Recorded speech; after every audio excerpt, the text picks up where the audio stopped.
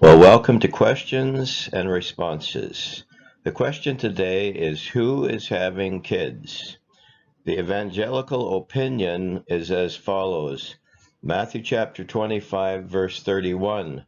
When the Son of Man comes in his glory, and all the holy angels with him, then he will sit on the throne of his glory. All the nations will be gathered before him, and he will separate them one from another, as a shepherd divides his sheep from the goats. Then the king will say to those on his right hand, "Come, you blessed of my Father, inherit the kingdom prepared for you from the foundation of the world." Matthew 25:34, John MacArthur in his footnote changes the verse to pronounce these as chosen before the foundation of the world, making them born-again believers, when this verse itself says they were chosen from the foundation of the world. Why? This is huge. Now we'll look at some fresh biblical insights.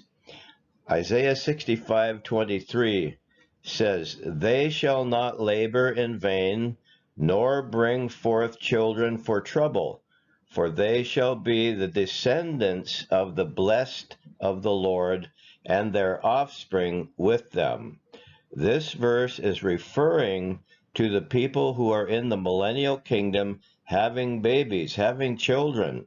And there's a wonderful promise here to those of the nations who became the sheep and entered into the millennial kingdom because they responded to something during that time of tribulation. And we'll get to that now.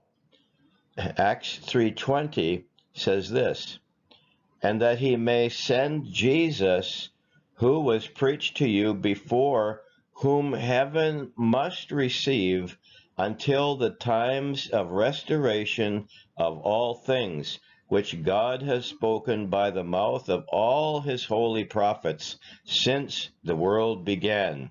This matter of the restoration of all things has been overlooked in the aspect of the people. Are there any people who will be restored during the millennium? So here's the key to unlock this confusion. Those selected as sheep in Matthew 25 are those from the nations who believed the everlasting gospel during the tribulation, and thus cared for the Lord's brothers who were the immature believers sent by the Lord to the tribulation to mature in his life.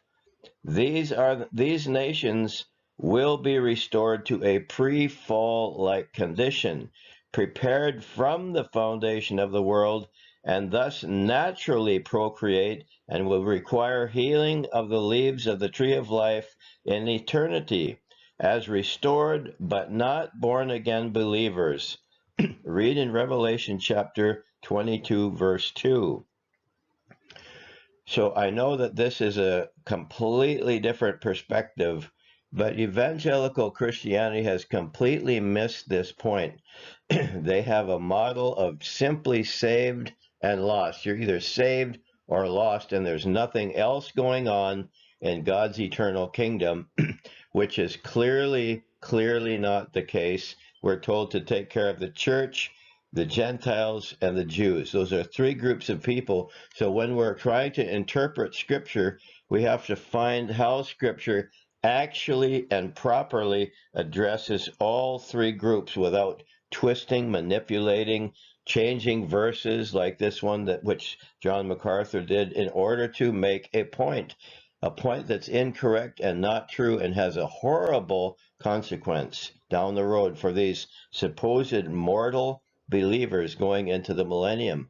There is no recourse for them revealed in Scripture because it's absolutely not the way it's going to work out. So this is the question and my response. The Lord bless you. I know this is some tough stuff, but consider it. It's actually the truth, and answers so many questions that evangelical Christianity has either ignored or has come up with a monster explanation which really must offend the Lord as far as I can see. Anyway, God bless you. Bye-bye.